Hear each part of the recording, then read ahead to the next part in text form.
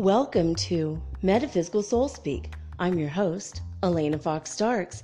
Hey guys, I hope you're doing really well in this moment in time, and that whenever and wherever you happen to be on the planet as you listen to this podcast, that you are understanding all the components of what creates negative space or negative energy for you so that you can filter it all out, lift it up and out of your aura, your body, your mind, your heart. I noticed that I've talked about several things that could constitute negative energy and what we need to do to rip that out by the roots, but I usually say things like negative energy or that which no longer serves you. To take the negativity out of that which, basically no longer serves us, right? And over the weekend, I was listening to Andrew Weston, who is, I don't even know how to describe this guy. He's only got like 459 followers on YouTube, right? But he's very deeply metaphysical, and he's very intense, and he has his own language that he has developed around his experience. So if you just listen to one of his videos out of nowhere, you're like, I want some of that acid he's on. This dude is tripping hard, right?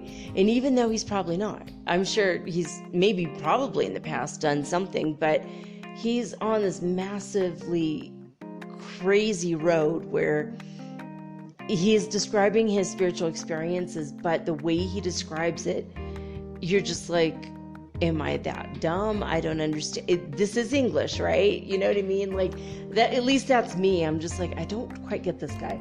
But I asked him he had a live video, and there's only 3 or 4 of us watching at the time. And I said, hey, I keep having this dream. He mentioned wings.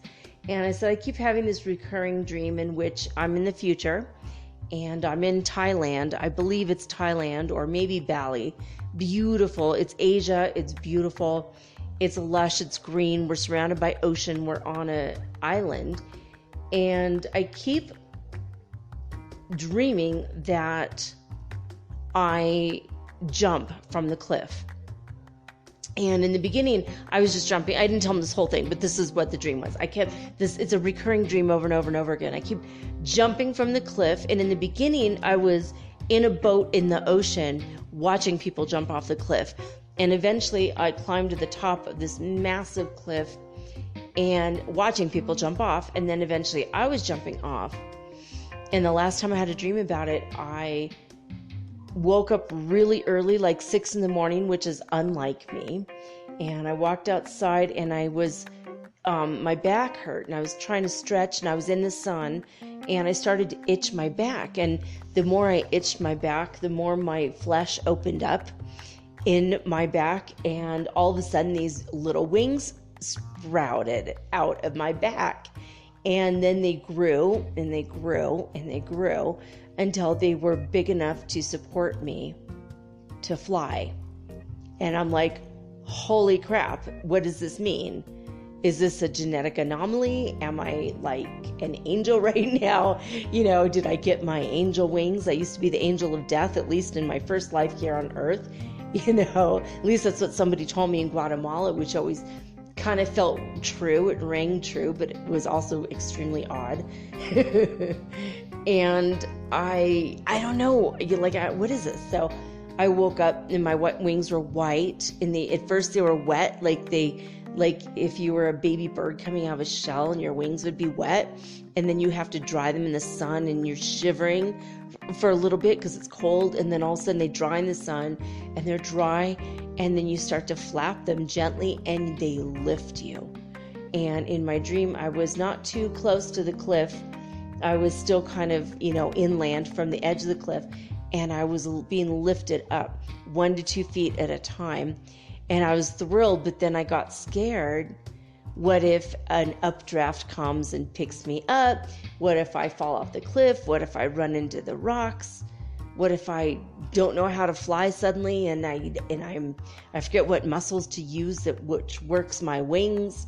So I've had this, like, every variation you can imagine, except the one where I'm flying free and I feel great over these beautiful islands of Thailand and or Bali or wherever I am. So anyway, I asked him over the weekend, I'm like, okay, I keep having this dream, a recurring dream that I have wings. They sprout from my back, and I'm thrilled because finally I've gotten my wings. I've earned it. Everything is fine. I'm good. I've earned my wings and everything is good. And then I wake up and I get so mad because my reality is not reflecting my dream that I keep having because I want my wings, damn it. And so I guess, I don't know if he tuned into me specifically or if he was saying in general, but he was talking about you have to get rid of the negativity. And then he started listing what that means. And the biggest thing that stuck in my mind was regrets. He said, what keeps you on the karmic wheel of life in that death, rebirth, ongoing, forever more karma and reincarnation cycle, what keeps you on that wheel? It's like a hamster wheel. And, we die, we come back, we die, we come back, and what happens is that we are attaching ourselves into the wheel. And I can't tell you the words he used. I was getting what he was saying in his words and not totally getting it, but then I was getting it on a different level from him. And I felt like really connected to him. It was amazing. I feel like I love everyone on the planet. And I felt like I love this guy, and I haven't stopped following him, even though I usually never understand what the hell he's talking about. But I feel like there's something, and one day I'm going to get it. And this day I got it. Finally, I understood what he's talking about. And he was talking about when you have regrets, that's because that's an ego outcome that didn't go the way you wanted. And it's still tied to your ego. And so when you're feeling sad about something, mad about something, depressed about something, when you're trying to control the outcome of something, when you're angry that it doesn't go your way, when you have regrets about something that went a way you did not want it to go because you were unable to control it, and then that results in regrets. All of these things are attached to your ego, and when your ego is attached to these things, like the outcomes, what happens is you're still attached to the death and birth and rebirth cycle. Birth, death, rebirth, blah, blah, blah. Shampoo, rinse, repeat cycle of earth. And it's all those things. And so you have to detach yourself from all of that. And I've always heard that. I mean, the Buddhists have always been saying it, and I'm not too terribly fond of Buddhist stuff. It just it feels emotionally cold and unappealing to me, to my nature, because I'm a very warm person, even though I do agree with a lot of things that they believe, right? They, meaning, the 2 or 3 Buddhists I've spoken to and the 2 or 3 books I've read. Usually it doesn't turn me on. I usually read this and go, this kind of sounds dumb to me. It is not my cup of tea, but I'll read something like Vedanta, or even in the Vedas, I'm like, oh yeah, some of the stuff is interesting. All right. Like the story of Arjun, it's like, okay, so it was a war. What does that have to do with me? I don't relate to that either. But some of the stuff from India I relate to. Even parables and things from China, I obviously deeply relate to Lao Tzu, actually. Taoism I relate to more than Buddhism, and not so much to Confucianism, although some of his stuff seems, sound, right? But when I was listening to Andrew talk about this stuff, I'm like, oh, wow, you know what? I actually do have regrets. I have a lot of regrets. And I used to say I don't have any regrets. I don't regret where I'm at. I love who I am. I love my life. No regrets, no matter what. And then I got divorced. And I started realizing I kind of wish things had gone different. I mean, I had two men that absolutely loved me. They're 100% good men. I know them both still. Oh, well, one of them I don't know anymore. I haven't seen him since I married. Actually, I talked to him since I got married to my last husband, but we had a wonderful conversation right before he got married, and I haven't talked to him since he got married.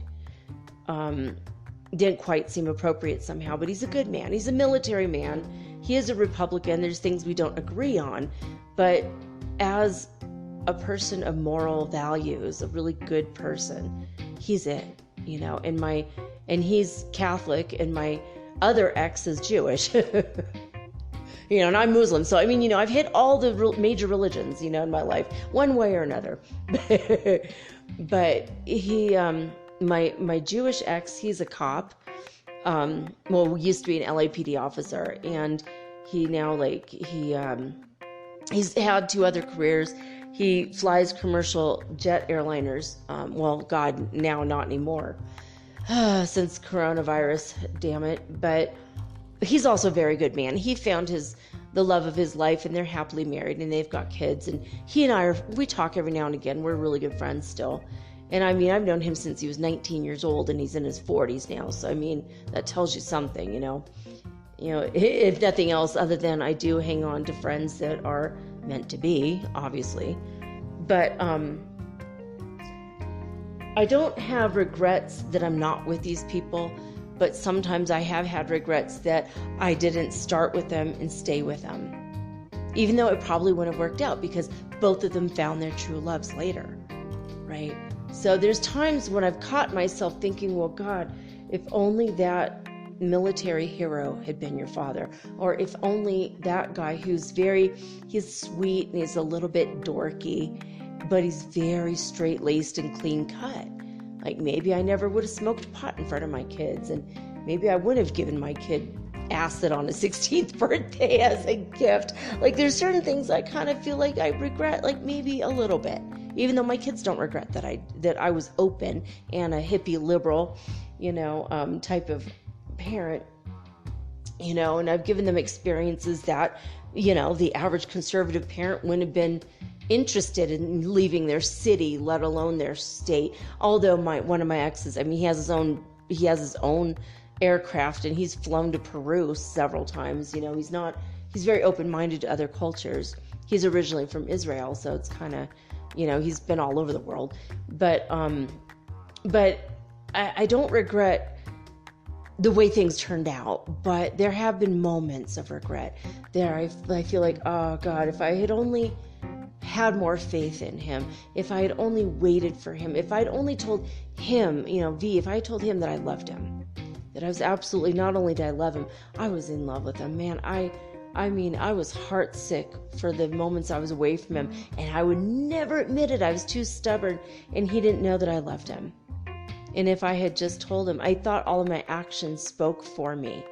Like the days that I would show up 3 hours early at 7:30 in the morning to bring him breakfast and a warm coffee, because I knew he's going to be in the hallway studying before an exam, because it was where he felt comfortable studying. I knew him really well. He would bring his coat, he would sit on his coat on that cold floor, and he would just study and study and study and study for like 2 hours before the big exams. And I knew that if I would bring him breakfast, he would be right there. And he would always be like, why are you here 3 hours early? You don't even have class. Why aren't you in bed? You know, why did you take a bus that early, man? Why didn't you tell me? I would have picked you up. You know, like he was always saying that. And I always thought my actions would have spoken for me. Like, don't you understand how much I'm truly in love with you? But he never caught on. You know, my friends, they all saw the way he looked at me and they're like, oh, this guy's so in love with you. And he did ask me to marry him a week before I married my second husband. So what am I going to say? Yeah, I haven't talked to you in years. Let me just race off, you know, with you. And I've been building this relationship with this man for like already over a year, and it just didn't work out. But I have caught myself having these regrets about these lost loves. The grass is always greener on the other side of the septic tank. You know what I mean? You know, just to quote Irma Bombeck for a second. It always seems like the grass is always greener, but what if I had gone down those roads? And what if I had? Would I be voting for Trump? My God, I couldn't even live with myself. I'd be constantly at odds politically, probably with both men. I don't even know how the Israeli votes, but maybe he's liberal. I think he might be liberal. I go along with his parents, and the other guy, I did not. His parents didn't like me. I wasn't Lithuanian. See, both of them were foreigners, but they're both Americans, but their parents had to naturalize, so it was kind of, but I don't know. I mean, as part of me, my spiritual, you know, or my adventure, my wanderlust, adventurous heart, you know, like I love everybody. It doesn't matter what religion they're from or where they're from. I just, you know, see the person for who they are on a heart level, right? But both good men, but I have had my regrets. And I've had other regrets. I've had regrets of, well, if I would have just done this differently or that differently, I would have had a lot more money coming in. If I had not bought my house in Detroit, I would have kept that $25,000 that I spent on the house and fixing it up, you know, instead of having this mess of now I've got a house that I can't really live in, and, you know, just... But I would have met my, you know, so I kind of go through. I met some people over there. I had some amazing experiences in Detroit. It's a lovely city. If you look at the lovely parts of it, it's a terrible city. If you look at the terrible parts of it, just like every city on the planet. And I have some regrets. I did everything right and still felt like I had to leave town. Otherwise, you know, it could have ended up really badly for my children and me. You know, and I have several things that happened that I just feel like, I regret talking to that person. I regret making that decision. I regret, you know, ever coming in contact with these people over here or that person over there. You know, you go through life and things happen and you're like, damn, I wish I never would have met that landlord. Wish I never would have met that jerko, and wish I never would have dated that narcissist.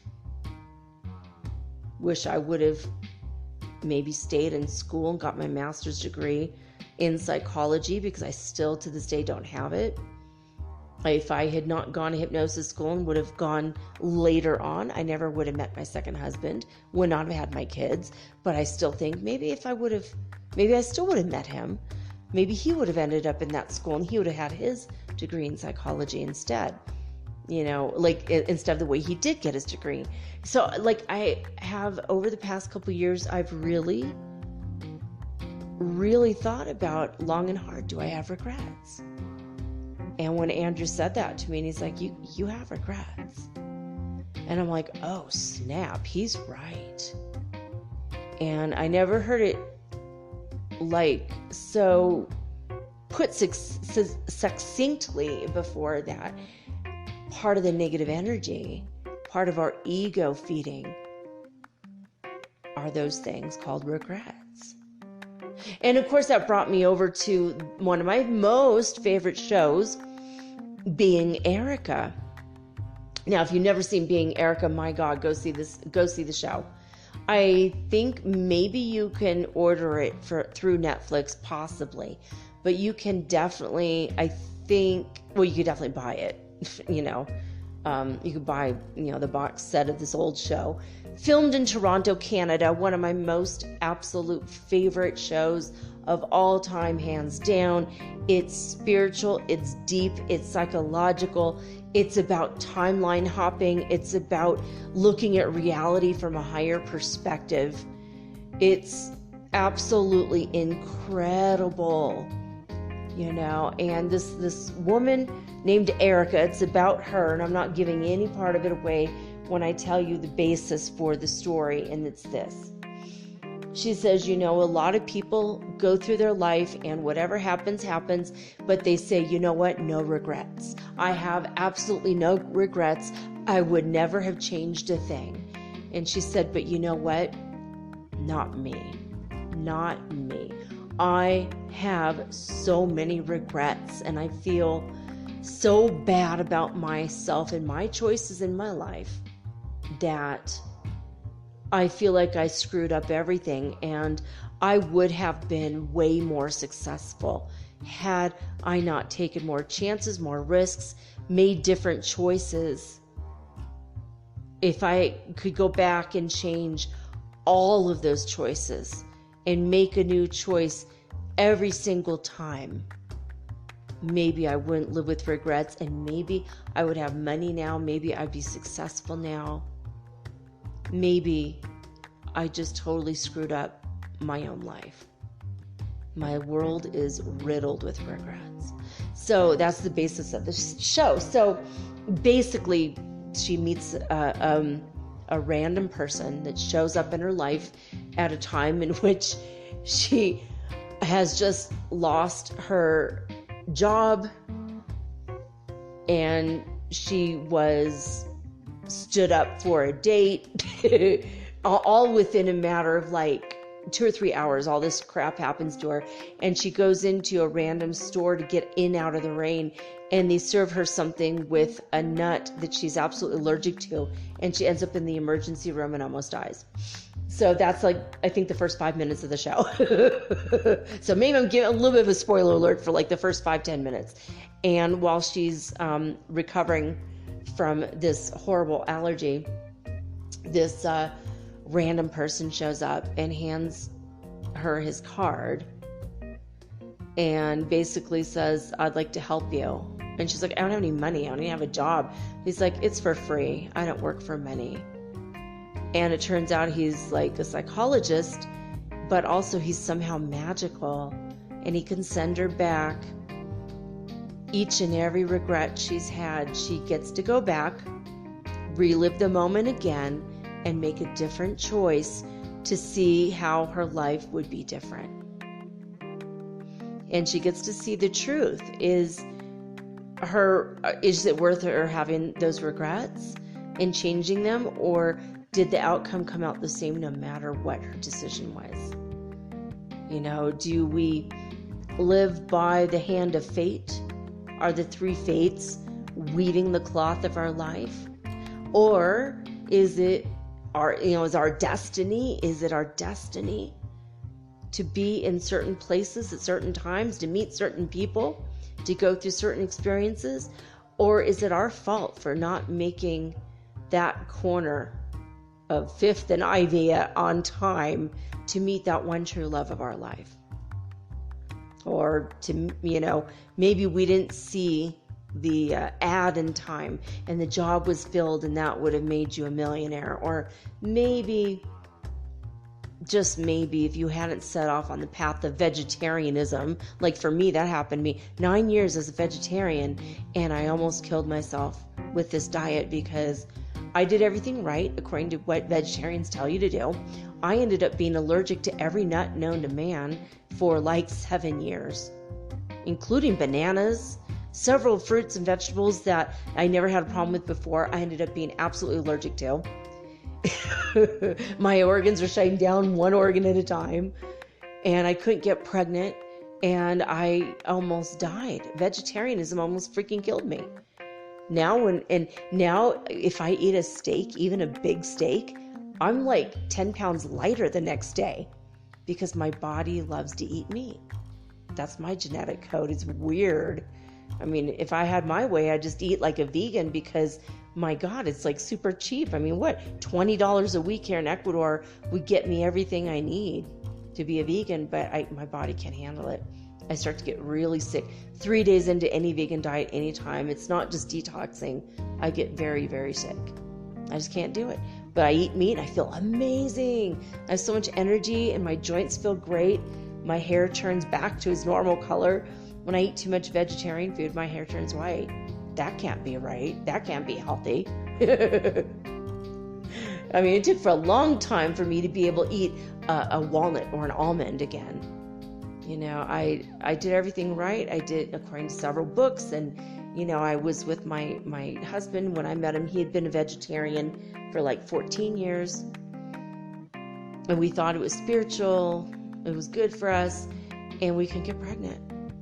And 2 weeks into eating meat for 4 ounces of meat a day, boom, got pregnant within 2 weeks. I did the Eat Right for Your Blood type diet, and within 2 weeks, boom, easy. We were like an infertile couple. 2 years we tried, and then all of a sudden, oh wait, it was just the diet. How weird is that? It's diet. So, you know, so certain things I look back on that and like, that's kind of a regret. I wish I had never been with that boyfriend I had who was a vegetarian and influenced him. I allowed him to influence me, and you know, I took on his philosophy as my own for harmony's sake, harmony in the relationship, which he was a narcissist. There ain't going to be harmony in a narcissistic empath relationship, let me tell you. You know, but I have learned a lot since then. But when Andrew said this the other day to me directly, he calls me Alana. He's like, Alana,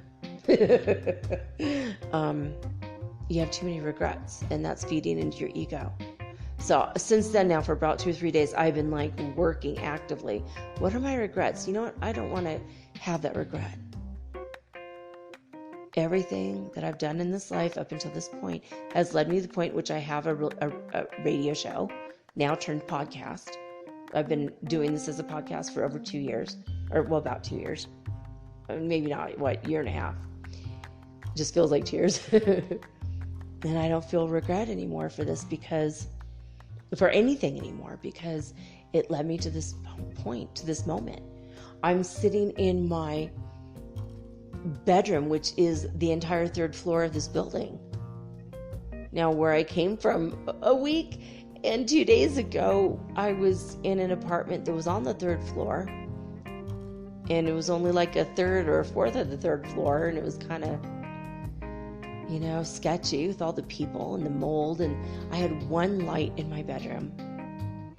And when it stopped working, they were like telling me that they told me 2 lies in a row within 5 minutes of each other. I was told that the electrode to replace in that light is too expensive for them to replace for me. It was $5. So they're saying that I'm not even worth $5. I can't see my own stuff in my room at night.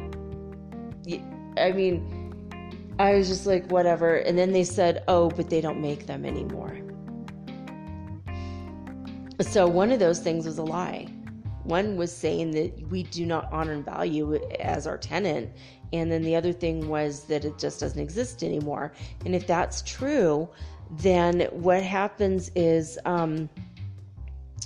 if that's true, then what they should have done, you know, to be responsible as a person owning a property, the thing that they should have been doing is replace it with another light.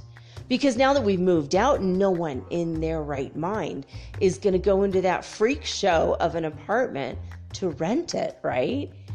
And I even started to regret having made the decision to move there. And as a stubborn Irish woman, maybe it's my Virgo-ness, I don't know what it is, but I really wanted to stay there and give my son a stable home. He always wanted a place to be that was stable, but I picked the wrong place because it ended up being terrible. It ended up being a freak show, a nightmare. But he and I were talking on the day before we left, and he all of a sudden got it, and I'm not going to go into the details, but he said, I knew him, the landlord, in a past life. And in fact, you and I knew him, but I think our family line treated his family bad in a past life. And he started going into all the details because my son suddenly, on our last night there, got extremely psychic. He did like a couple prayers, like meditation, and he started working with our ancestors because we started talking about that. It's like, I'm going to try it. And he just did like maybe a 5 or 10 minute thing. And all of a sudden, all this knowledge exploded within him. And the two people that we had karma with were attached to that building. One person lived in a different apartment, and then the guy who owned our apartment. So I'd been regretting that. And then he was like, wait a minute. We put him in a bad way where he almost died in a past life. And so we owed him. And so here we're paying him money for 2 whole years. 24 months I lived there. 24 payments of rent I paid him. And he let us live in squalor, where in a past life we left him to live in squalor. And then we were just like, oh God, well now we don't regret living here because it was just a karmic debt we had to pay. And that he had to pay. You know, we had to pay him. We paid him physically money, but he also ignored us. Like we'd say, there's mold growing, you know, hey, there's mold growing and it looks like it might be black mold and we really need this taken care of. And he said, I'm going to send so-and-so over right away. He'll be there this week. And 2 years later, that guy still never came in to help the mold. And when we left, the whole place was filled with mold. You know, so in a way, he neglected himself and his own property, but he also neglected us. And it was like a karmic debt. Once it was repaid, then we're like, oh, well, now I don't have the regret. Now it's over. Bye. Now I live in a bedroom with 8 lights. 8 lights. In my bathroom, I have like 5 lights, not including the skylight. And in my bedroom, I have 2 skylights. I mean, talk about like paying my debt, my karmic debt. We paid the karmic debt, and now we're living in this luxurious house for less money with not one wonky light that doesn't work anymore, but 8 lights. I have two of them, they work, but I need to buy the light bulb for. So, oh, poor me. I only have 6 lights in my bedroom.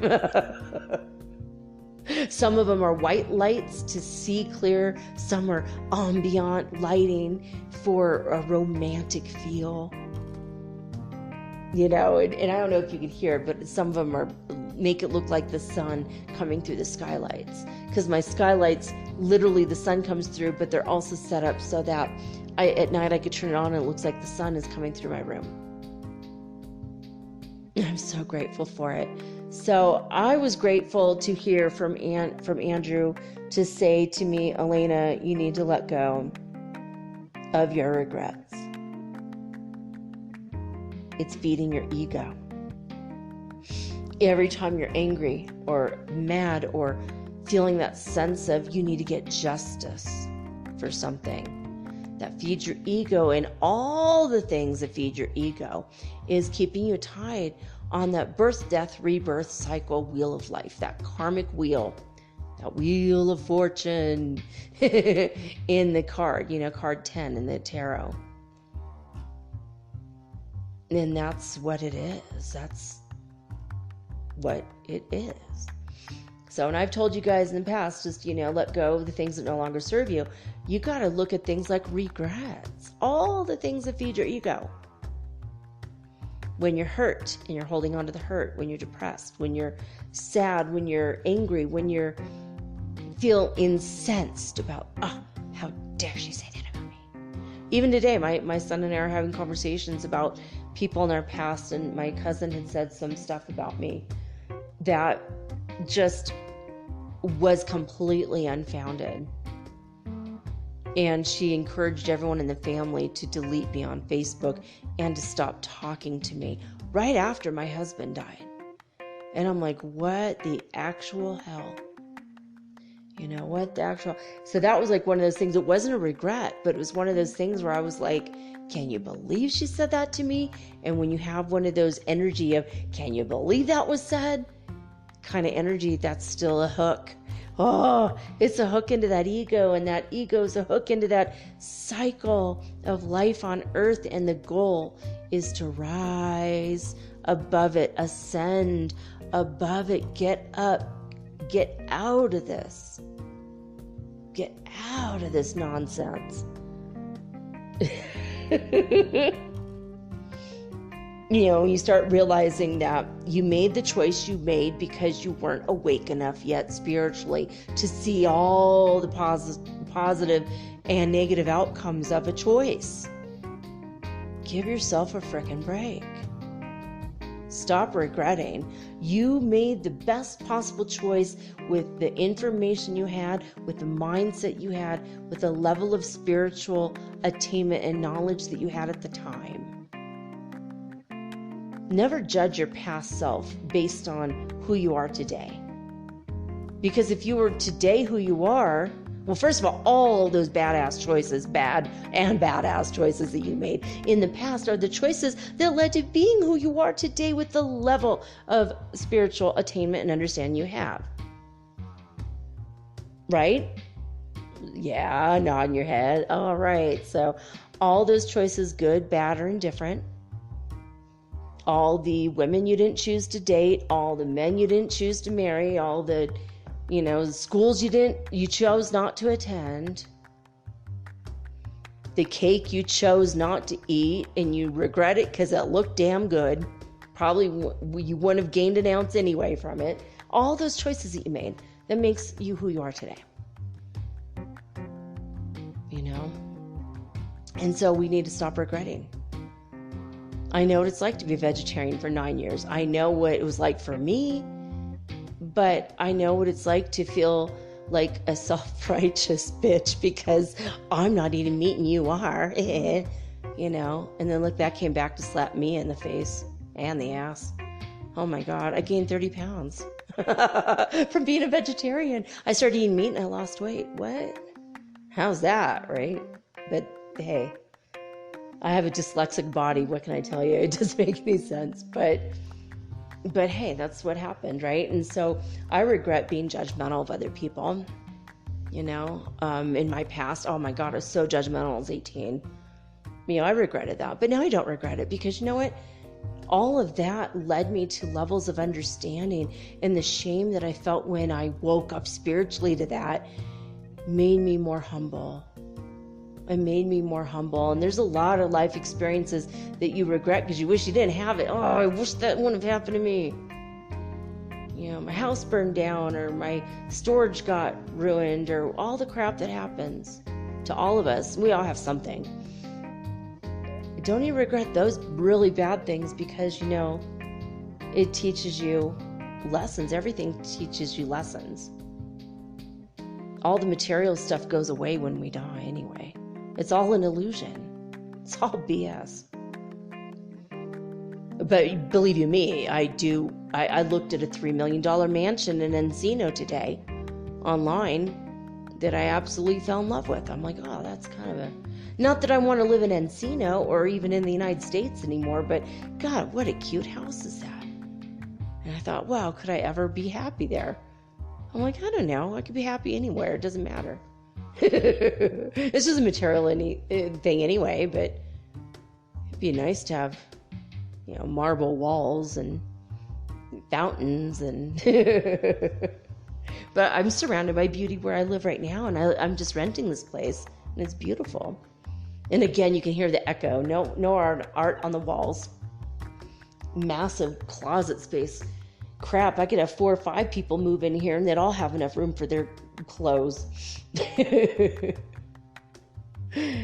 can't believe I'm in this beautiful place. I'm so grateful for it now. I'm so grateful. And all of my choices, good, bad, or otherwise, led me to living here. If I'd been with a different man, I wouldn't be living here. I wouldn't have this beautiful, glorious view of the river and the trees and the insane birds that make that sound at night. I wouldn't have wolves running in and out of my house, wolf dogs or dogs that hope they're wolves and want to grow up to be wolves someday. They're really smart dogs, but the owner told me they're like half wolf. I think they're probably like a quarter. They look like wolves, but anyway, I just want you guys to, like, when you think about, I release all negativity, and you don't really know what that is. It's just like a random, vague concept.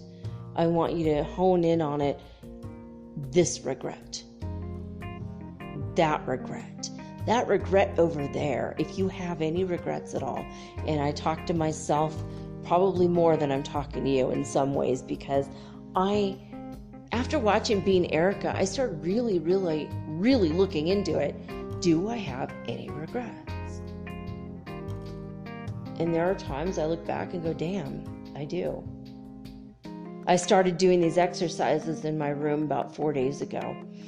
And today, I got through them really rapidly. And my body it's like everything was working. But the first day, 4 days ago, I regretted not having done these exercises since I first heard about them in my 30s, this whole time. Like I was 38, I think, when I first heard about the Himalayan 5 rites or the Tibetan 5 rites, RITES. You can look it up on YouTube. I highly recommend the book by Peter Kelder, Kelder. It's The Ancient Secret of the Fountain of Youth. If I'd been doing these exercises starting from the age of 38 every single day until today, I would have been thin. I would never have gotten a wrinkle ever. I never would have hit menopause. And I would have been looking pretty hot this whole time. And now I have to get it back. And now I have to really work and struggle. And 4 days ago, I regretted that I hadn't done it. But today, 4 days later, I'm looking like maybe 5 or 6 years younger.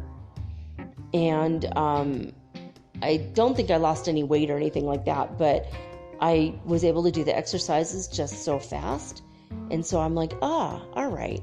This is actually kind of interesting. 4 days it took me to get here. And I'm only doing 6 of each exercise. I'm not even up to 21 of each exercise yet. So I'm thinking, by the time I'm up to 21 of each of these exercises, it's going to be like a cakewalk. It's going to be easy.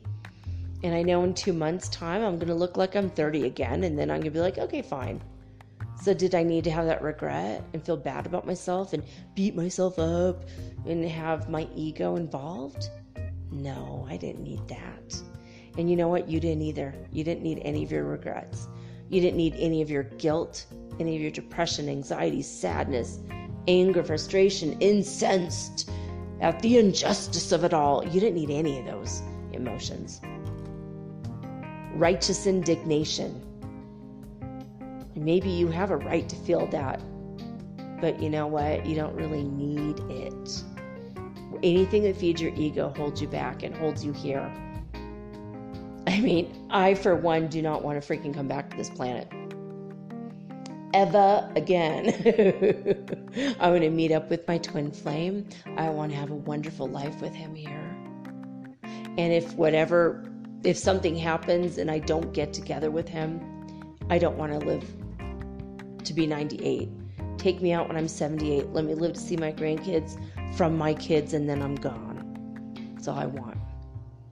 But I'm never coming back to this damn planet. I'm not coming back.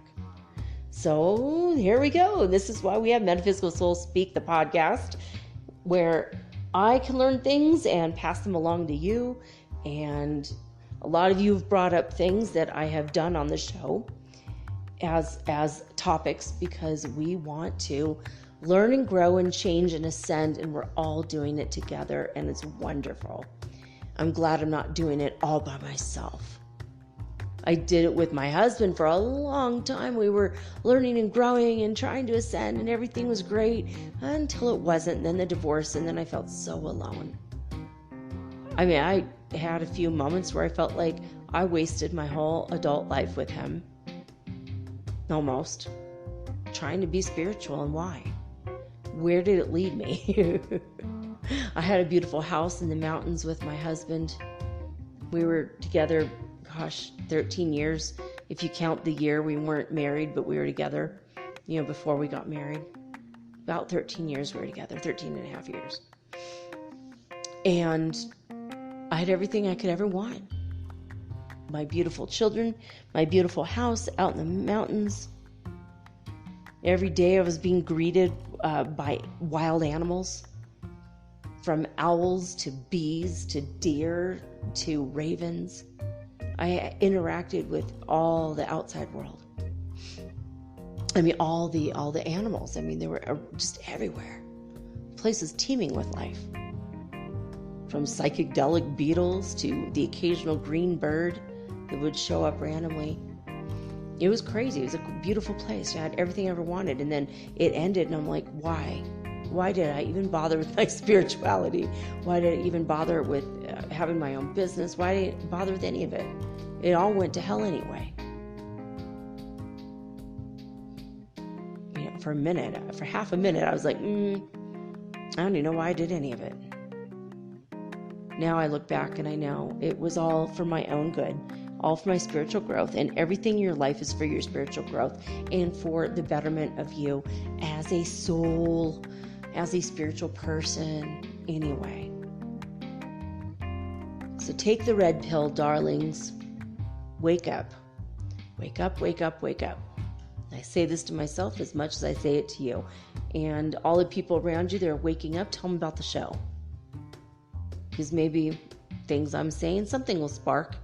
And, every now and again I say something that sparks me. And then the next day I'm like, oh my God, I can't believe I said that. I'm channeling God in those moments. Not even aware at the moment. And then later I'm like, I can't believe I said that. That was pretty cool. I didn't say it. God said it through me. I became a vessel for him in 2007. 13 years, baby, in April. So it's literally been 13 years and a month since I gave hey God, this is my body. I'm your channel. You just work through me from now on. And it's led me to this beautiful place. I'm grateful. I'm looking forward to the next, not 50 years, God forbid, but I guess the next 26 years, we'll say 26 years, I'll live another 46 if I find my twin. I'll easily stay another extra 20 for him. But I don't know. I'm not going to live with regrets anymore. I'm going to let go of that because that's an ego crap thing. Oh my God. I didn't even know until Andrew said that to me on the weekend. So I don't know if this is helpful for you or not. Hopefully it is. But anyway, let's get into it, guys. I've got to go over here to the spaceweather.com and we're going to see what they have to say for themselves. Ooh, these are on my tablet, this is a very small page. I have to blow it up. Right now, the solar wind speed is 308.6 kilometers per second. We have had now 24 days without a sunspot, so we're still in a solar minimum. We do have a far side sunspot. There's a little article here. It says there's a probable sunspot that's appeared in the sun's northern hemisphere. We just can't see it yet. NASA's Stereo A spacecraft is monitoring the active region on the far side of the sun, which there's a little place to click. It says right here, and it's lit up, so you could click it if you want to go check it out. But it says based on the high latitude, it's probably from the new solar cycle 25. And the sun's rotation will turn the spot towards Earth in about 3 days from now. Very interesting, right? Now, let's hope that a massive CME does not come off of that one. But it's going to be good to see a new sunspot because we've had just so very little. Now, something is weird. I'm going to go over some of the other news here real quick, and then we're going to come back to this crazy article. From Oulu, Finland, they have reported that the neutron counts are lower than yesterday. There's been a 0.7% change in the past 24 hours, and it is 9.7 of the space age average. So yesterday we were at very high. Today we're at high. So we have less cosmic radiation coming in than we have had. It says that there was 5 fireballs today, but yesterday said 5, and that the date will change, but the number won't change if there were none. So I can't reasonably assure you that there were 5 fireballs over the United States from NASA's All-Sky Fireball Network. It might have been 5 yesterday and 5 today, or maybe it was just 5 yesterday and none today.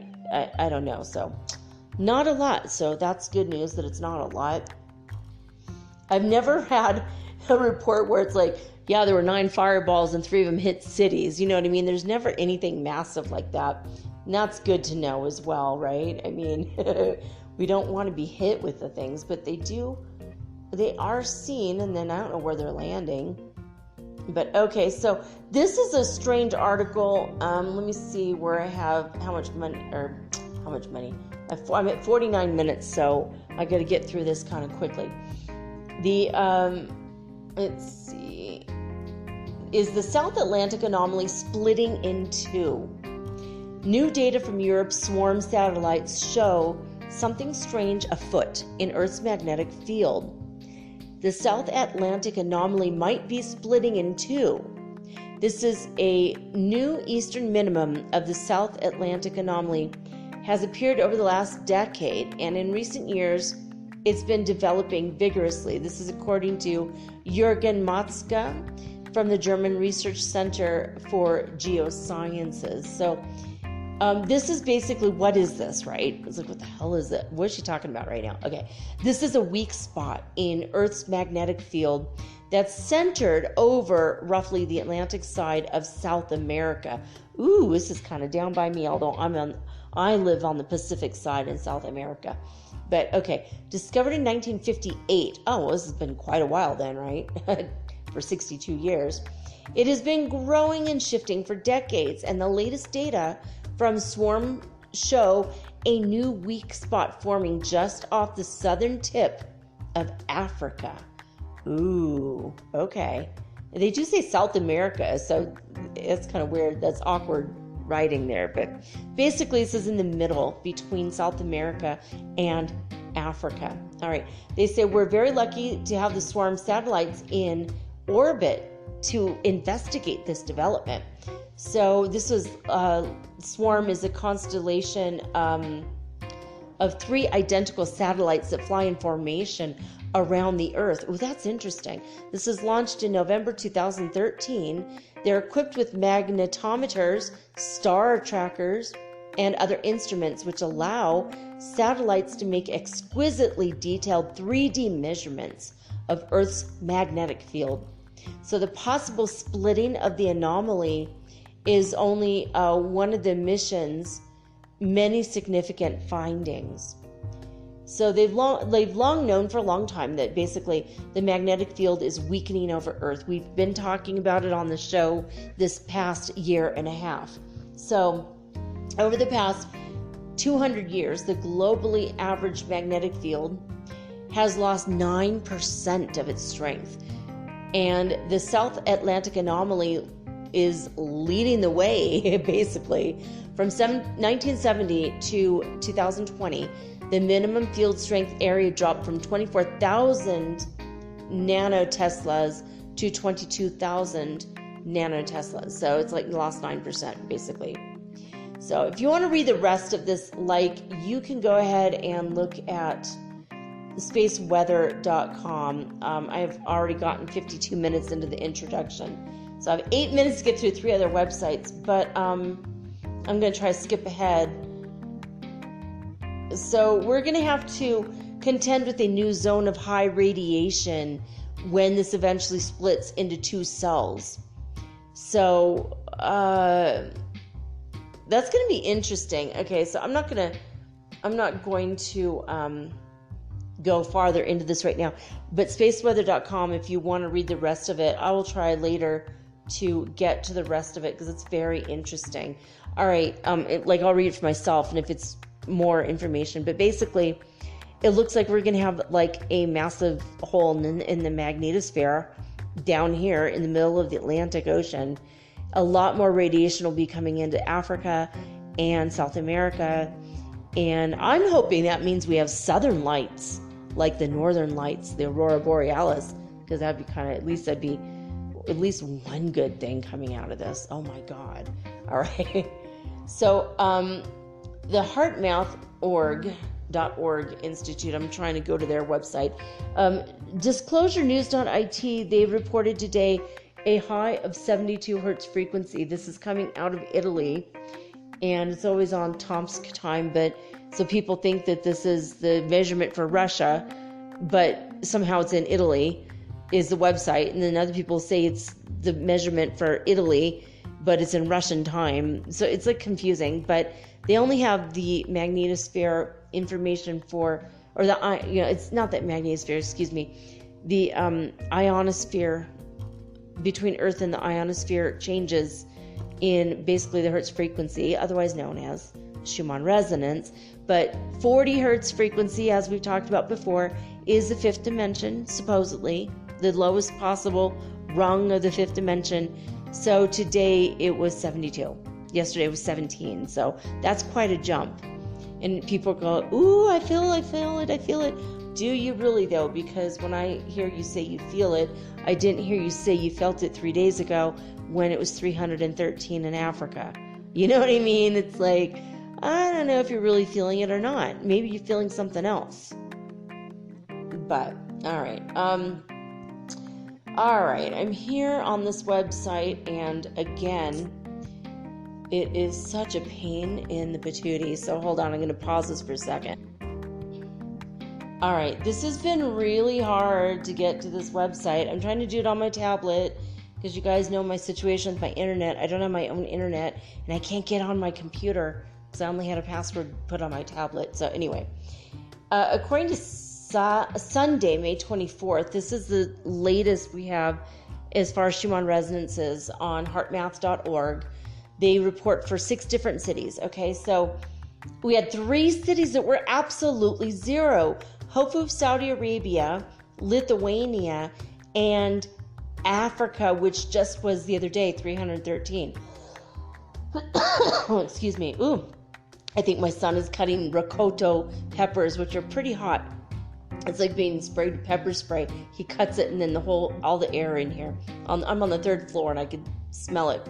Anyway, so Hululu, South Africa was also a zero at 2300 hour on Sunday.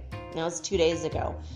82 was the California number in hertz frequency. This is again Schumann resonance. And Alberta, Canada was 232, and 78 was the hertz frequency. That was in Northland, New Zealand. So, all right, hopefully I have enough. Ooh, I have 3 minutes remaining, so I'm going to go quickly through the workbook lesson. A Course in Miracles, acim.org, is lesson 299. Eternal holiness abides in me. My holiness is far beyond my own ability to understand or know. Yet God, my Father, who created it, acknowledges my holiness as His.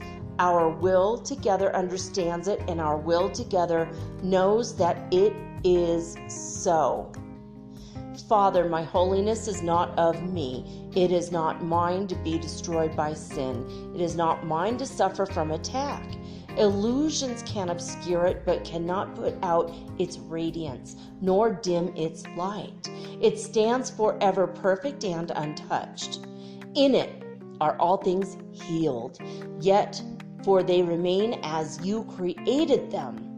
And I can know my holiness, for holiness itself created me, and I can know my source, because it is your will that you be known. Eternal holiness abides in me. So again, acim.org. You can go check it out. You could get even an app for your cell phone or your tablet or your computer. If you wish, you can go take all the lessons for absolutely free. All right, guys, I'm going to take a quick break. And when I come back, I'm going to channel the Arcturian Council of 9. Hopefully they're not going to try to take over my body like last time. Hopefully I won't fall asleep like last time. And hopefully I won't get another shot in the arm that leaves a bruise for a week and a half like last time when I was abducted in the middle of the channeling. Oh my God. So this is my first channeling I've done since I got to the new house. We'll see how it goes right after this.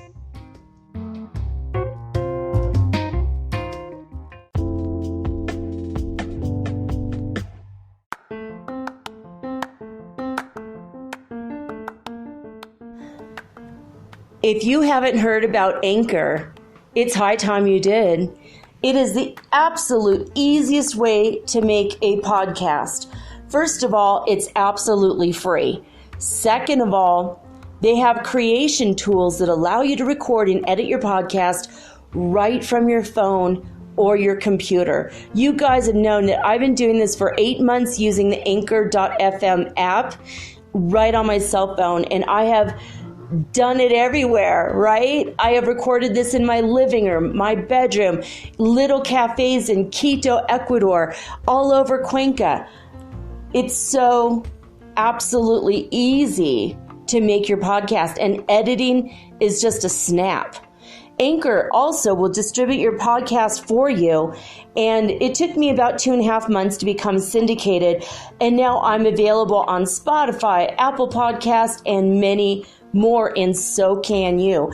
You can make money from your podcast also, and there's no minimum requirement. You get paid from your very first listener. It is everything that you need to make a podcast all in one place.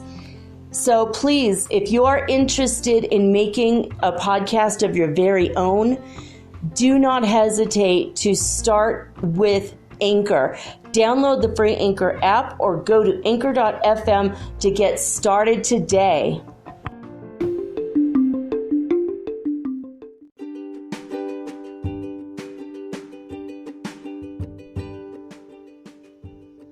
All right, guys, so during the break, my son came upstairs and he said, all right, now that we had a plumber here all afternoon, and I had all the caulking around the bottom of the shower was covered in black mold, but it was not in the shower and it was only in the caulking. So I told the landlady, and she's like, oh my God, this is ridiculous. So she was like, we have to get rid of the black mold right away, obviously. It's my mother's house. So she had the guy come and peel up all the caulking and put all brand new caulking, and to check all the nozzles and the levers and all the parts of the jacuzzi tub. Now, you guys, I'm telling you, the last place I lived in, the bathtub was not a bathtub, but a liner that goes underneath the bathtub to cushion the actual tub from the wooden boards underneath. And every time I stepped into the shower / bathtub, I thought for certain my leg is going to go through, and I was thinking I'd get scraped up by the boards and my leg will end up in somebody else's bathroom, and I was scared every time I took a shower in that place.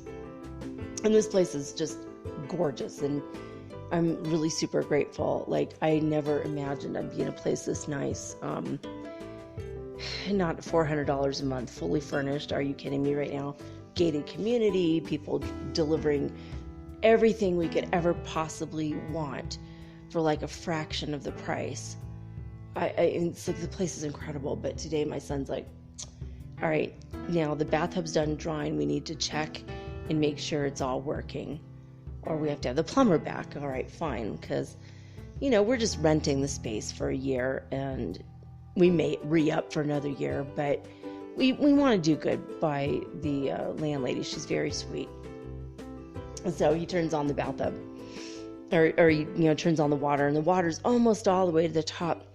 And he's like, I wonder how these things work. If any of you have a jet tub, you're laughing right now, because you know what happens if the jets are not fully covered by water and you turn it on. It's like you're splashing down at Splash Mountain, the ride at Disneyland, at the end of the roller coaster on, in the water, where the water just comes up and splashes you and you get soaking wet. That happened to him, to me, the whole bathroom was covered in water. It went shooting out the bathroom door into my hardwood, like into my bedroom. I was wearing what I call my teddy bear pants. They're fuzzy pants. They're very warm. And I call them teddy bear pants because they look like a teddy bear, right? They're kind of a light tan and soaking wet. I mean, I just covered in water. And we were laughing so hard. And I think the neighbors got mad. I'm like, oh my God. But that was my little adventure during the break. I'm like, you know, they really shouldn't let us children live in this place. We broke the microwave the other day. Oh my God. We, like, doing nothing. I put a no, it wasn't hot chocolate. Chocolate chip cookie. I had a chocolate chip cookie I put in a little bowl, and it was a little glass bowl. I thought, well, hey, it's glass. And I put it in the microwave. And it looked like plasma or ball lightning. And it went, whoa. And I'm like, oh my God, wrong bowl, right? So I put in a ceramic bowl that I know is microwave safe. And it did the same thing. And I'm like, holy crap. My son put in like a glass of water, or a cup of water, different kind of ceramic. Same thing. We're like, oh my God, just unplug this monster. It's going to attack us. So we've been like just really trying to get to know this place. We've been here now 8 days, and we're just trying to get the ins and the outs and what's going on. I mean, we tried to turn on the dryer, which is connected to a gas canister. Everything, you heat everything with gas here, or electric, but gas is cheap. So electric is cheap too because it's subsidized. But when I tried to turn on the dryer the first day, the gas started leaking. There's like gas all over like our patio outside, and the next day we had to trade it out because the nozzle wasn't fitting. So all this crazy stuff has happened that just, most of it has to do with us. I mean, the microwave, I don't know, maybe it was its time to die and decided to die on my watch. But anyway, that's my little adventure, what happened during the break. We were laughing so hard, like, oh my God. But we decided, at first we're like, well, this is kind of cool. We could both sit in the jacuzzi tub and kind of talk to each other. And then we realized that even though it looks enormous, that I got in there by myself the other day. And I'm like, this tub is too small. This is going to be too awkward for a mother and son to sit in together. Like, this is not going to feel right. So we've had a conversation about it and tonight. And I'm like, all right, when you want to use a jacuzzi tub, you can use it by yourself. You know, you could just use my bathroom, and then, you know, and so we're going to take turns using it because we've never had anything this nice. Like, this place is so nice. It's a luxury, and just everything. We're so grateful for it. But it's a good thing that I didn't even use the tub. 8 days I've been here, and I've been resisting this thing. And I found out that it was going to start like leaking into the wall, and it already created a little bit of mold in the brick. And who knew? But I found out today that it was a good thing. My intuition proved correct. And so he got everything fixed up. The sink was leaking. He fixed the sink. He took out all the caulking. Now it stinks like silicone, but hey, no more black mold. You know, that was like what we're running from the other place. So everything is getting on track and everything is good. And I started to have a conversation with God like 10 minutes before I started this recording right now.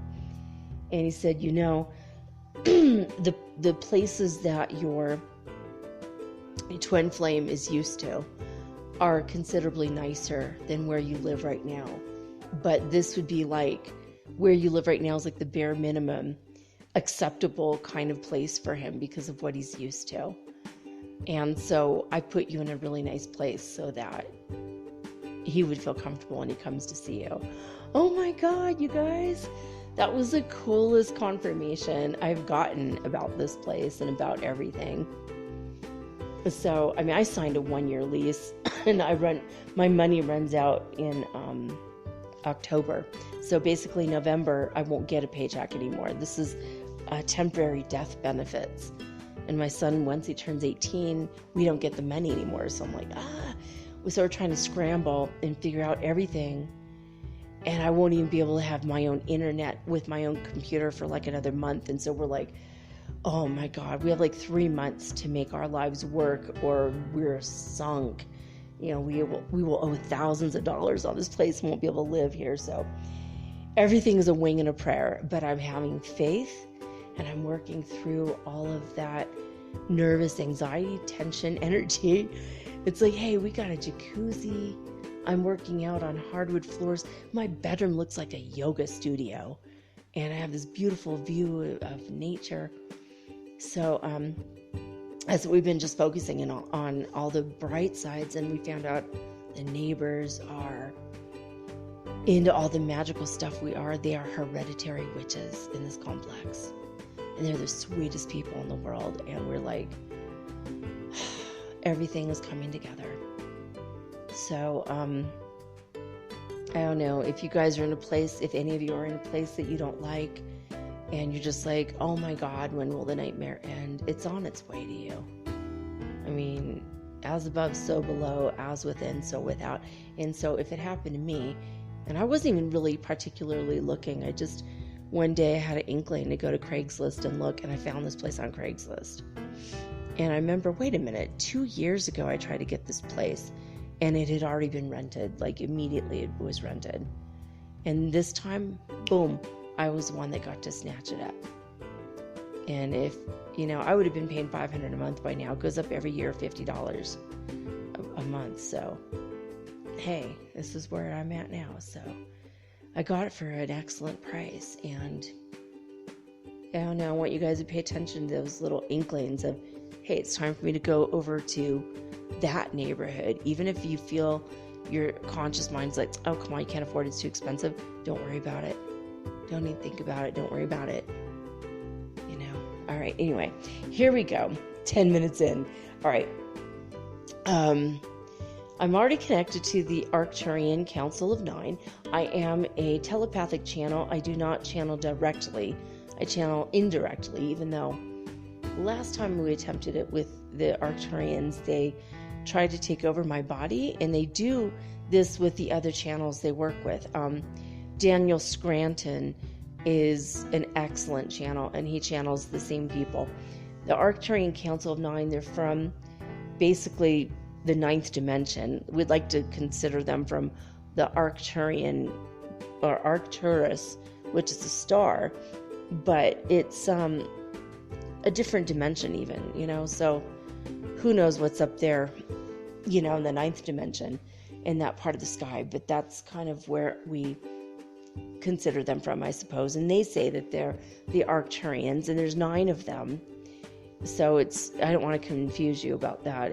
They're in the 9th dimension, but the Arcturian Council of 9, because there's 9 beings that are speaking together collectively. And so I hear it as one sentence, not 9 sentences similar. They talk as a group. Or maybe they have a spokesperson, I'm not really sure. But whatever I hear, I relay to you. And I try to do it in the rhythm and the cadence and the voice that they're showing me. But I don't directly channel. They don't take over my body. Kind of creeps me out a little bit right now. Maybe someday. Right now, today is not the day, guys. So just so you know. All right. Am I connected to the Arcturian Council? I get a yes with muscle testing. I'm going to take a couple deep breaths, and we'll get into their transmission.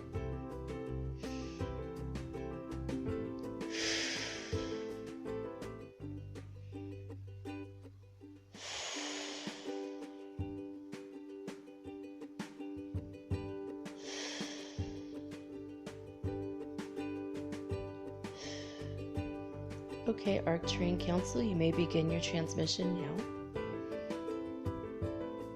Greetings, we are the Arcturian Council. We are 9. As a collective, we speak to all the various points on planet Earth and to humanity through these channels. And we always try to give a different message through each channel so that when you put them together, they make out a nice map, or they are as pieces of a puzzle, and you put them together to see a bigger and clearer picture. We love to speak to you and help you because we at one point have been where you are now. We were not always in the 9th dimension, but as a collective whole, our species, if you will, have been... Okay, you're saying not quite 3rd density? Okay, they're saying they were not quite 3rd density. We were in the 5th dimensional world, and then we moved up from there. So we want you to know that when you do move up to the 5th dimensional world, you're not just going to be here, I'm in the 5th dimension. You're not going to say these words, here, I'm in the 5th dimension, and now I am enlightened, and this is all there is to know. This is all I can be. Because it is possible for you to be oh so much more. You can be in the 5th dimension as well as the 7th, 8th, 9th, and so on. We wish for you to know that just because you achieve one more level on the ladder of spiritual success, when you go up a rung, it does not mean you are at the pinnacle of the potential success that you have.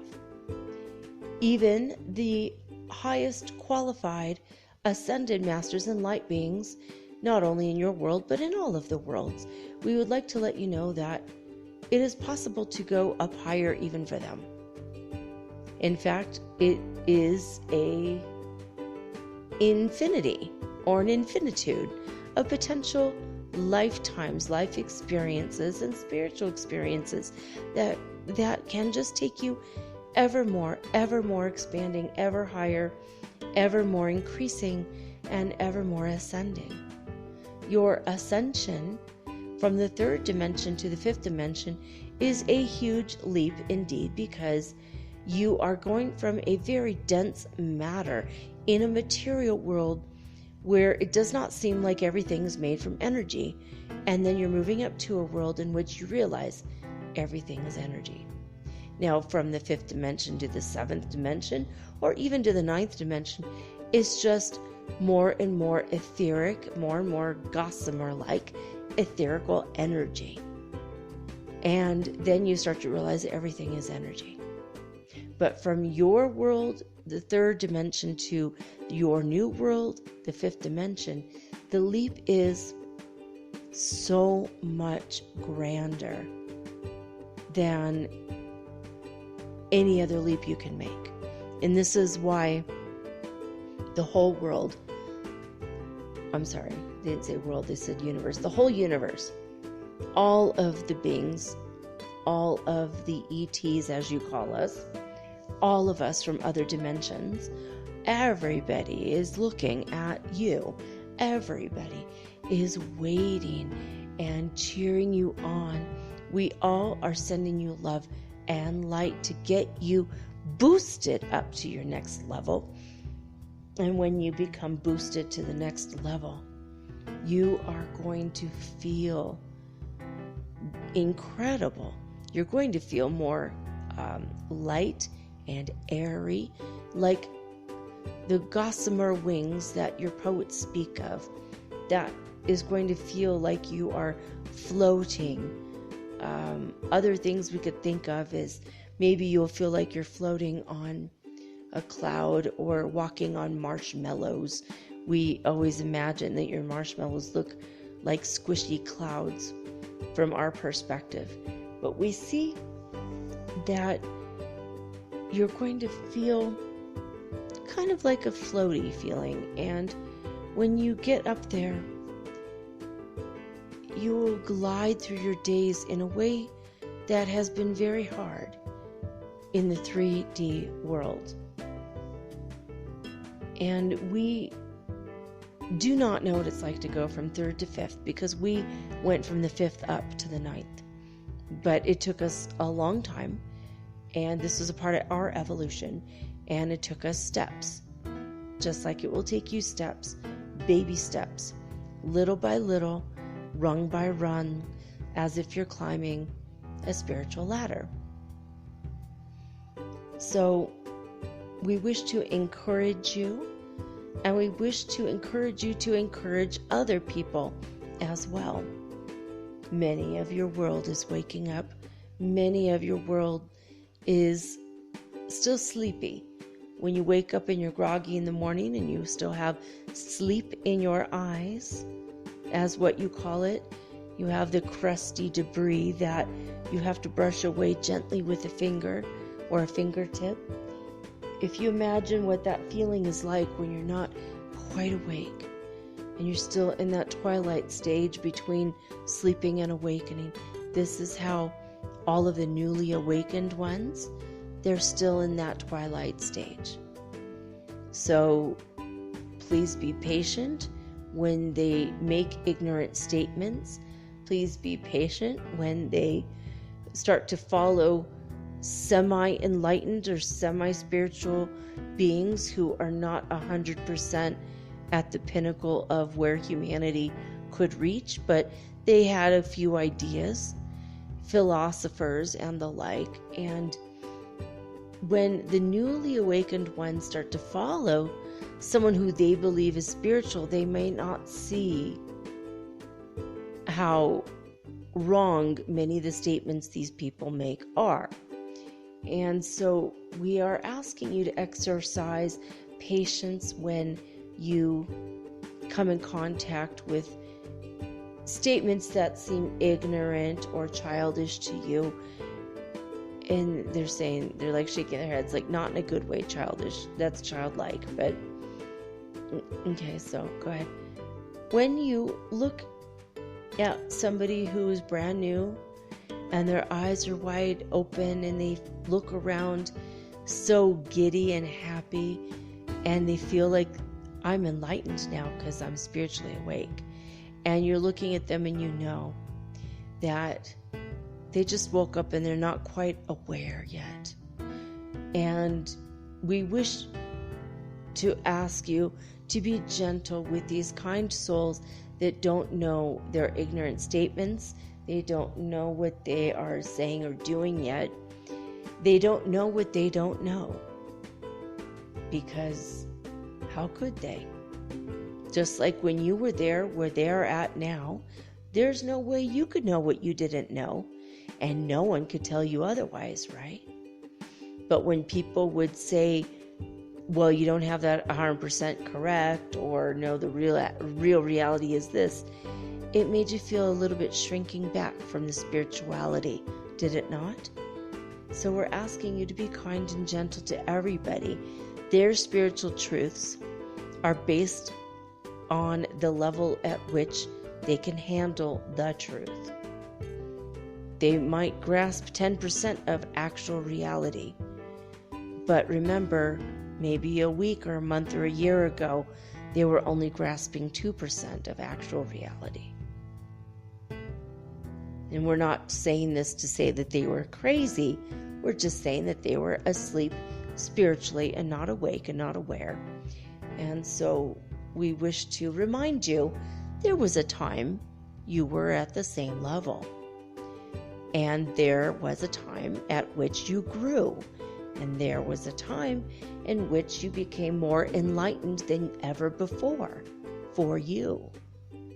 And there will be a time in the future in which you are increasing yourself, your awareness, your knowledge.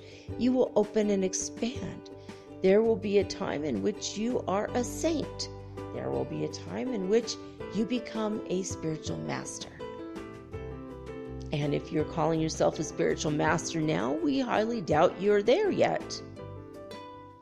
We have noticed that some humans have a modicum of spirituality inside them, and they have become aware of certain things, and they read a couple books, and now they're calling themselves spiritual masters. Come pay me $32 to read your cards because I'm a spiritual master. And we would like to point out gently that Those who know do not speak, and those who speak do not know. Lao Tzu is very intelligent, and we want to point out that there are some teachings out there that hold the profoundest levels of wisdom on your planet that ring quite a bit of truth. Lao Tzu was one of them. And if you're out there trying to peddle your wares to make money while calling yourself a spiritual master, then perhaps you're not quite a spiritual master yet. Even though you are a master in training, everybody on your planet is a master in training, whether they know it or not. But if you have to put out there socially that you are a master, then chances are you're probably not a master. You know, it's okay, so they're showing me. It's one thing to say, I have a PhD, and here's a picture of my degree. And quite another thing to say, I'm a spiritual master, because there is no degree. There is no piece of paper or proof. And when people puff themselves up and build their ego by saying something that may or may not be true, it shows us a spiritual immaturity level that pretty much points to the fact that they're still spiritual babies. And with all due respect to all of God's creatures, and we do give respect to everybody equally, we do recognize that many people are spiritually awakening and unfolding rapidly, and they're growing and changing. And the people that are growing and changing the most would never dare or dream to call themselves master. Other people may call them that when they have deserved the level of recognition to truly be considered or called a master. Their ego is not any longer engaged in this level or title. So we want you to use your discernment, and we wish for you to keep along your merry path of enlightenment, because it's on its way. You are on your way. You are in the process of unfolding and becoming that beautiful light with which you have been seeking not only your whole life, but all of your lifetimes. And when you're a spiritual master, you won't even think to ask if you are yet. You'll just be. Other people will recognize it in you before you do. But by then, it's not even going to matter what label or title people give you.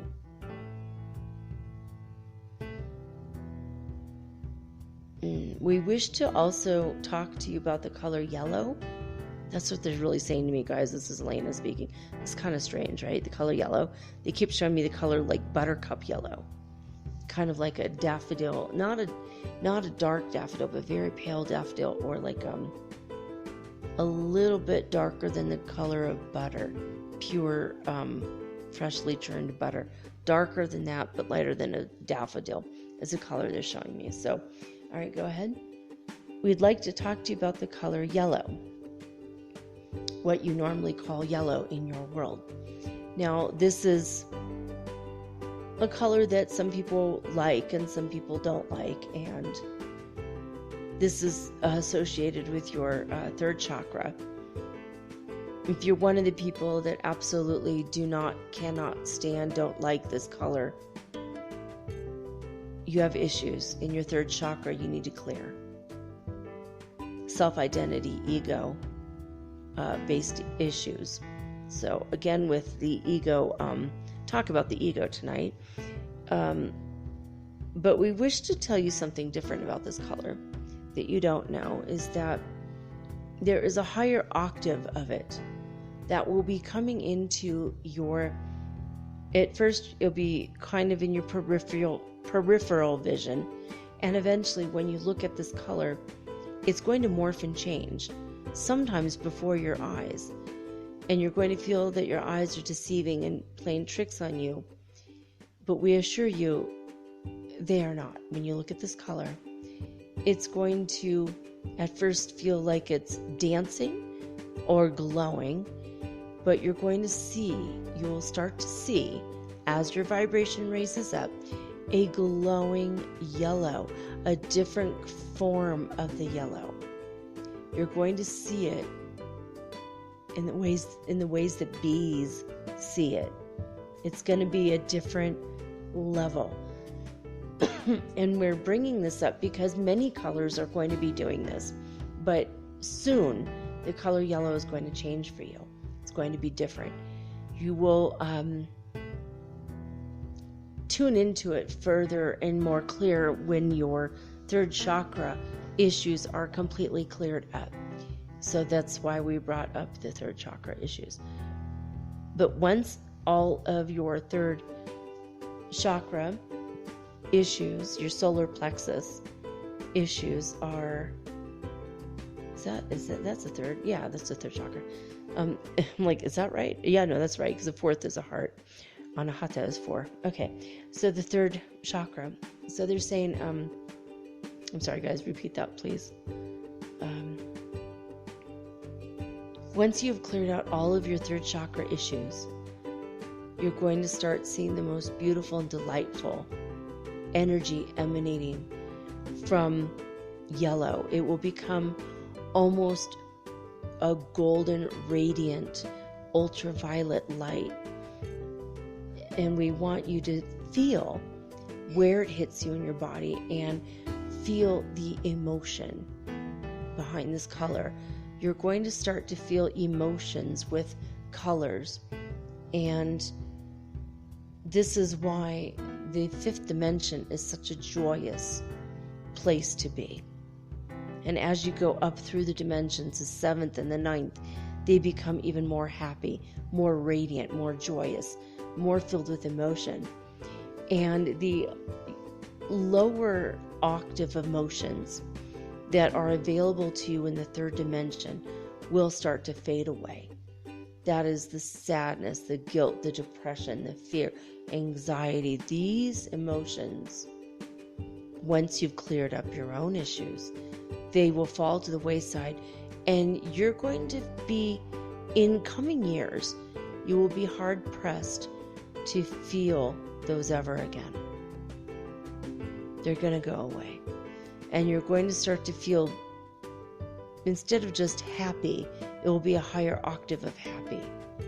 And your happiness levels will be in conjunction with tonalities, sounds, music, whether it's music lilting in the breezes in the trees or the sounds of water falling on rocks or in the sound of the birds singing.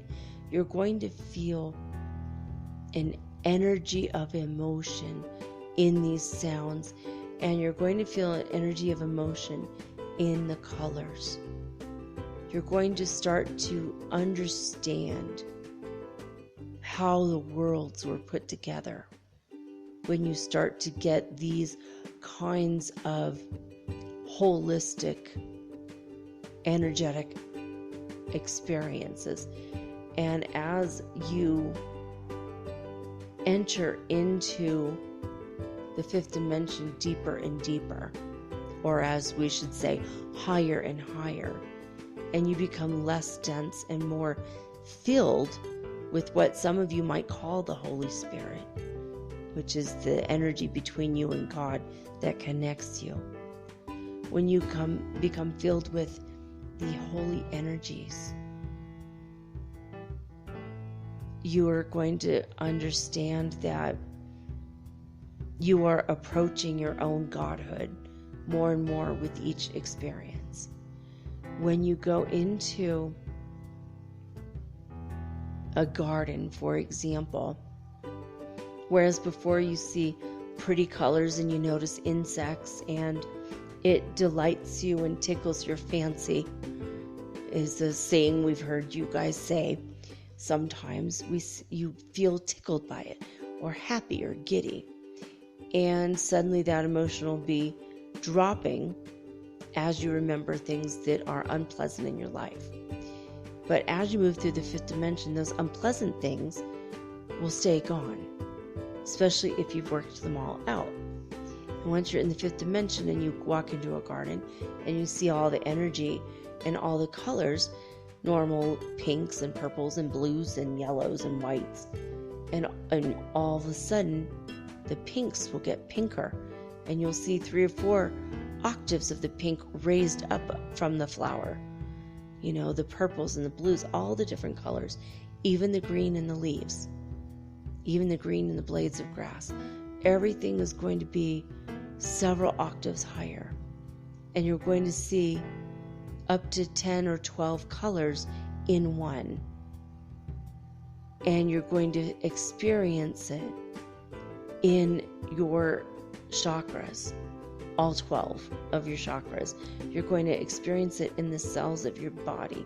You're going to experience it in your mental body, your emotional body, your spiritual body, and also your physical body. Whereas before you experienced color with your eyes and you registered with your brain, and it was a very limited experience. As you become less dense, you will start to experience the colors in each of your bodies. Not just your physical body with your eyes, but in every individual cell in your physical body. You will feel an emotion as your DNA comes online and gets excited in a scientific way, in a particular matter or particulate matter way. They're showing me like the little components, the little particles inside your DNA. It's like they're going to start to be switched on, and as you go up, these will be switched on. It'll become, there will come a point in time in which you will feel emerald green in every cell of your body. And you will feel it in your mental body, and you will understand it. Some of you will even pick up the mathematical formulation that went into the creation of this color. And some of you will feel the emotion of it, and it'll be so strong that it will make you cry with joy. Some of you will feel it in your spiritual body, and it will lift you up, and you'll feel that you are riding on an emerald ray of light. And indeed, when you walk into a garden filled with the delights of various colors, you will feel that you are being buoyed up by these colors, and you'll just feel like it's almost pushing you higher energetically, up, that ascensionary scale, that spiritual ladder of success, if you want to look at it that way. But everything will be buoying you up in a way that you are feeling emotionally, spiritually, mentally, and yes, physically supported by nature herself. As you let go of all the past emotions that no longer serve you, and you only focus on joy, peace, happiness, love, trust, guidance, spirituality, when you start to focus on these things, and then you go out into nature, and you will start to combine energies with nature. You'll combine energies with colors. You will start to feel better with higher quality food and higher quality air and higher quality jaunts through nature. If you live in a city and you are happy to see, 4 trees every block, that's not going to be enough for you anymore. You're going to have to go to the countryside and walk among the trees that are living in their tree societies, and you'll start to understand that they have consciousness too. You'll start to feel the consciousness and the energetic patterns of the trees, especially in places where they were not planted by humans, but rather they grew up by divine providence. And you're going to start to see that you deserve to be around this kind of nature. As you're lifting yourself up, you're going to feel, and I don't know if they meant deserve. Did you guys mean deserve? They're saying yes. Okay. You're going to feel again that it's the divine providence that gives you your deservingness. You're going to feel more of who you are inside, and you're going to understand that you deserve to be around that which the higher octave of you created. Your oneness with nature is going to start to be felt, not just intellectually. We all are one. Yes, I get that, you might be saying. But you're going to, quote unquote, get that in many different ways. When you see this beautiful yellow and all of your third chakra issues are cleared out and you're clear and pure, when you see that new octave of yellow, it will automatically become a part of you. And your third chakra will be clear with this, what they're saying, what did you say, Elena? Buttercup yellow. The buttercup yellow color will be a part of you and be inside you. The purple will not just be a dull mauve, it will become a royal purple glowing from within. That will become a part of you when those issues from that chakra are cleared up. When you see blue, it's not going to be a dull matte blue with gray mixed in it. It will be more like an electric blue, and it might still be the same blue you saw before, but now that you clear it out, you clear out your throat chakra from all of its issues, and you accept yourself. You accept your own voice in your own way. For example, next time you see blue, you will see all the other octaves of it, and that becomes a part of you. And that electricity that runs through these colors naturally will be seen, and every color will become alive and vibrant in a way that you're seeing up to 12 different colors in one, and you'll feel 12 different vibrations in one, and you're going to have an inner knowing. The more you hang out in nature, you will have an inner knowing and a deeper connection with divine, and you're going to understand yourself more. You're going to understand other people more, so that when you meet people and maybe you're talking for the first time and you say an innocent question such as, what is your favorite color? And they say pink. You're going to know everything there is to know about them with that answer, because you will start to feel the energetic patterns that take place in that person, because they're going to project that color from their mind to your mind and from their heart to your heart, and you will energetically be aware of them in a way in which you never experienced human beings before. We see all this coming for you.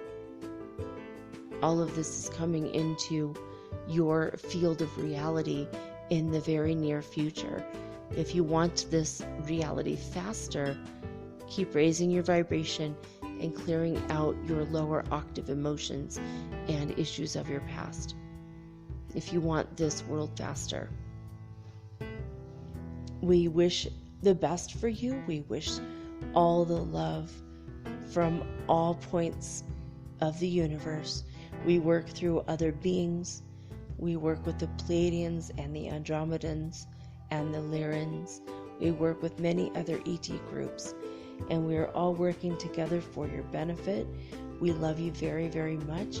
We are pleased that we got to speak with you today, and we are constantly beaming love and light from the 9th dimension down to yours, from our heart to yours. We consider you as our family, and we will continue to work with you, walk with you, send you pure light so that you can awaken more and more and more. We thank you for your time and your patience with us as we explain this tonight. And thank you for every time you've listened to us. We send you our true, compassionate heart, unconditional love, forever and forever. We are the Arcturian Council, and we have been pleased to connect with you today. All right, guys, they ended the transmission, so there you have it. I hope you enjoyed this episode of Metaphysical Soul Speak, the podcast. If you did, and you know people who are also spiritual, who have not yet been told about the show, maybe that's your duty to let them know that I am doing these shows. I'm doing them for you. I'm doing them for me too. I'm doing them for my posterity. Hopefully my grandchildren someday will listen to my show also. So I am doing this as my service to humanity. So let me know if there's any topic you want to hear in the future, anything I have not covered yet. And especially if you've been with me from the beginning, you know everything I've covered. But there might be some things I haven't done yet that you are wondering, why didn't she do that yet? Emotional freedom technique, tapping, I haven't done that one yet. That's something that maybe we'll get to in the next week or two. We'll see. I always follow higher guidance, but if you give me a decent idea and I run it by, well, the big guy in the sky, basically, he'll tell me if this is good or not. Like I said, I channel God's will, and it's what he wanted me to do today, was channel the Arcturians. So there you have it. It's been a couple weeks since we heard from them, so kind of works out, right? Anyway, let's see, what else can I say? I do want to let you know I'm up for a People's Choice Podcast Award coming in July. So if you want to vote for me, just mark your calendars right now. All you have to do is just July 1st, mark the calendars. Any time from the 1st through the 31st of July, you will be able to vote for Metaphysical Soul Speak, the podcast. So I wanted to let you guys know about that, just to mark the calendars. And when we get more towards like the last day of June, then I'm going to tell you exactly what to do, where to go, how to vote. And I'm thanking you in advance for doing this. It will help me out, because the more we get the word out, the more votes I get, the more this can spread to more and more people, and we can let people know about the show. And we are all learning and growing together, and I'm grateful for that. So thank you. Thank you for putting your faith and your confidence in me and in the show. I love each and every one of you very much. I love you unconditionally, and I'm so happy that you tune in night after night. And I know several of you, if I've never spoken with you, I'm still sending you my love, always beaming it out to everybody who listens, either now or in the future. So there you have it. I will be back tomorrow with all unique and original programming, just like always. But for now, I'm signing off with peace and joy and the high vibes of the Holy Fifth Dimension. Until next time, guys, peace.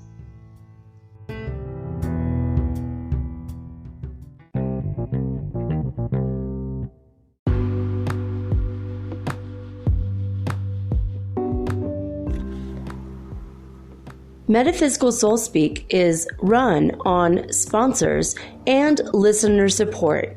This means listeners like you. If you are so inclined to support my efforts and my little podcast, please visit me at anchor.fm/metaphysical and pledge an amount of your choosing today. Thank you.